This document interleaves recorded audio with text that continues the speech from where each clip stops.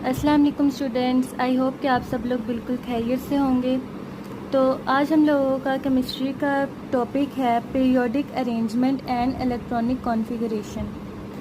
तो इस टॉपिक में हम लोगों ने पढ़ना क्या है, पीरियोडिक अरेंजमेंट। पीरियोडिक अरेंजमेंट मतलब पीरियोडिक टेबल में एलिमेंट्स की अरेंजमेंट किस बुनियाद पर हुई है और किस हिसाब से हुई है।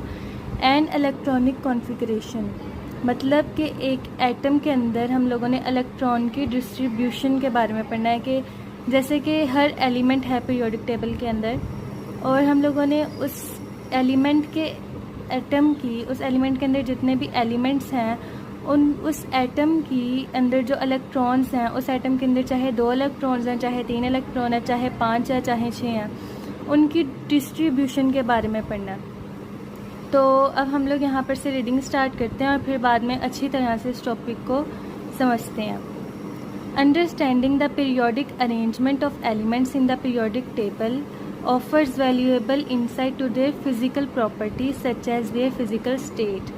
अच्छा, अब हम लोगों ने एलिमेंट्स की मीन्स के पीरियोडिक टेबल के अंदर हम लोगों ने एलिमेंट्स की पीरियोडिक अरेंजमेंट को समझना है ना, तो हम लोगों को उसकी फ़िज़िकल स्टेट्स के बारे में हमें पता है कि एलिमेंट्स को हम लोगों ने जिस तरह से पीरियोडिक टेबल में अरेंज किया गया है उसको किस बुनियाद पर अरेंज किया गया, उसकी फ़िज़िकल प्रॉपर्टीज़ की बुनियाद पर, उसकी फ़िज़िकल स्टेट की बुनियाद पर, उसके एटॉमिक रेडियाई की बुनियाद पर, उसके इलेक्ट्रॉनिक स्ट्रक्चर के बुनियाद पर और उसकी केमिकल रिएक्टिविटी की बुनियाद पर।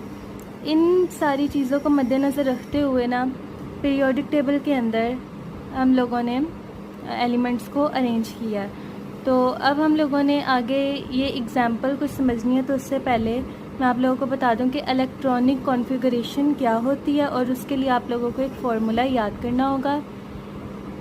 तो यहाँ पर मैंने इसकी हेडिंग दे दी है कि जो आप लोगों की बुक में फ़र्स्ट पॉइंट लिखा हुआ है, तो उस हिसाब से मैं आप लोगों को यहाँ पे लिख दिया है। Period indicate the number of shell representing the number of electron shells.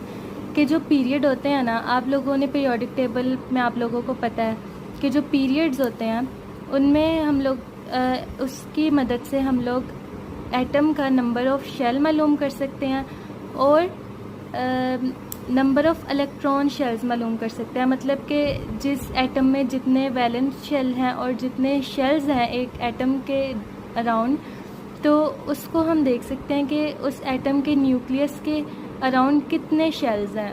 तो इस मदद से हम लोग देख सकते हैं। तो सबसे पहले मैं आप लोगों को एक फ़ॉर्मूला बताऊंगी